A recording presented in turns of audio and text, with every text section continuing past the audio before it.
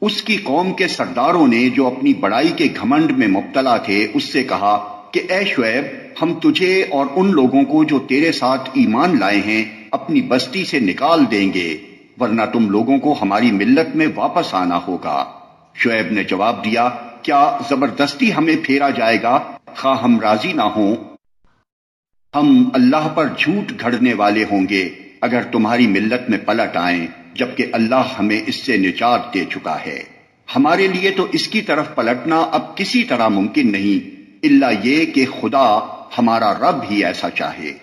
ہمارے رب کا علم ہر چیز پر حاوی ہے، اسی پر ہم نے اعتماد کر لیا۔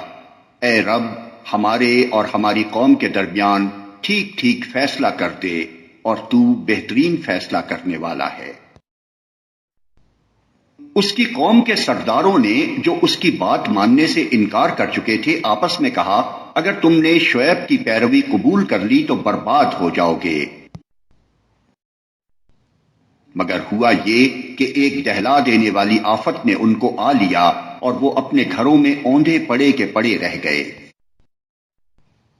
جن لوگوں نے شعیب کو جھٹلایا وہ ایسے مٹے کہ گویا کبھی ان گھروں میں بسے ہی نہ تھے۔ شعیب کے جھٹلانے والے ہی آخر کار برباد ہو کر رہے۔ اور شعیب یہ کہہ کر ان کی بستیوں سے نکل گیا کہ اے برادران قوم، میں نے اپنے رب کے پیغامات تمہیں پہنچا دیے اور تمہاری خیر خواہی کا حق ادا کر دیا۔ اب میں اس قوم پر کیسے افسوس کروں جو قبول حق سے انکار کرتی ہے۔ کبھی ایسا نہیں ہوا کہ ہم نے کسی بستی میں نبی بھیجا ہو اور اس بستی کے لوگوں کو پہلے تنگی اور سختی میں مبتلا نہ کیا ہو، اس خیال سے کہ شاید وہ عاجزی پر اتر آئیں۔ پھر ہم نے ان کی بدحالی کو خوشحالی سے بدل دیا، یہاں تک کہ وہ خوب پھلے پھولے اور کہنے لگے کہ ہمارے اسلاف پر بھی اچھے اور برے دن آتے ہی رہے ہیں۔ آخر کار ہم نے انہیں اچانک پکڑ لیا اور انہیں خبر تک نہ ہوئی۔ اگر بستیوں کے لوگ ایمان لاتے اور تقوی کی روش اختیار کرتے تو ہم ان پر آسمان اور زمین سے برکتوں کے دروازے کھول دیتے، مگر انہوں نے تو جھٹلایا، لہذا ہم نے اس بری کمائی کے حساب میں انہیں پکڑ لیا جو وہ سمیٹ رہے تھے۔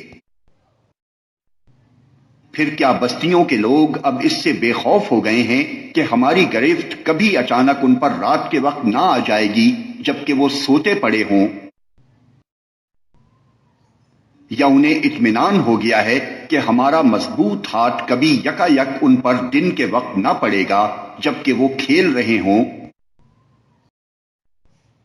کیا یہ لوگ اللہ کی چال سے بے خوف ہیں؟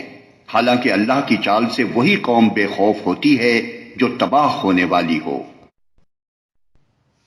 اور کیا ان لوگوں کو جو سابق اہل زمین کے بعد زمین کے وارث ہوتے ہیں اس امر واقعی نے کچھ سبق نہیں دیا کہ اگر ہم چاہیں تو ان کے قصوروں پر انہیں پکڑ سکتے ہیں، مگر وہ سبق آموز حقائق سے تغافل برتتے ہیں اور ہم ان کے دلوں پر مہر لگا دیتے ہیں، پھر وہ کچھ نہیں سنتے۔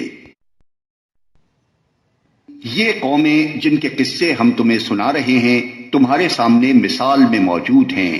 ان کے رسول ان کے پاس کھلی کھلی نشانیاں لے کر آئے، مگر جس چیز کو وہ ایک دفعہ جھٹلا چکے تھے پھر اسے وہ ماننے والے نہ تھے۔ دیکھو اس طرح ہم منکرین حق کے دلوں پر مہر لگا دیتے ہیں۔ ہم نے ان میں سے اکثر میں کوئی پاس عہد نہ پایا بلکہ اکثر کو فاسق ہی پایا۔ پھر ان قوموں کے بعد جن کا ذکر اوپر کیا گیا ہم نے موسیٰ کو اپنی نشانیوں کے ساتھ فرعون اور اس کی قوم کے سرداروں کے پاس بھیجا، مگر انہوں نے بھی ہماری نشانیوں کے ساتھ ظلم کیا۔ پس دیکھو کہ ان مفسدوں کا کیا انجام ہوا۔ موسیٰ نے کہا، اے فرعون، میں کائنات کے مالک کی طرف سے بھیجا ہوا آیا ہوں۔ میرا منصب یہی ہے کہ اللہ کا نام لے کر کوئی بات حق کے سوا نہ کہوں۔ میں تم لوگوں کے پاس تمہارے رب کی طرف سے صریح دلیل ماموریت لے کر آیا ہوں، لہذا تو بنی اسرائیل کو میرے ساتھ بھیج دے۔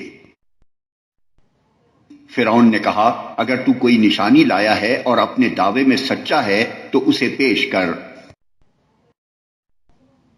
موسیٰ نے اپنا عصا پھینکا اور یکا یک وہ ایک جیتا جاگتا اژدہا تھا۔ اس نے اپنی جیب سے ہاتھ نکالا اور سب دیکھنے والوں کے سامنے وہ چمک رہا تھا۔ اس پر فرعون کی قوم کے سرداروں نے آپس میں کہا، یقیناً یہ شخص بڑا ماہر جادوگر ہے، تمہیں تمہاری زمین سے بے دخل کرنا چاہتا ہے، اب کہو کیا کہتے ہو؟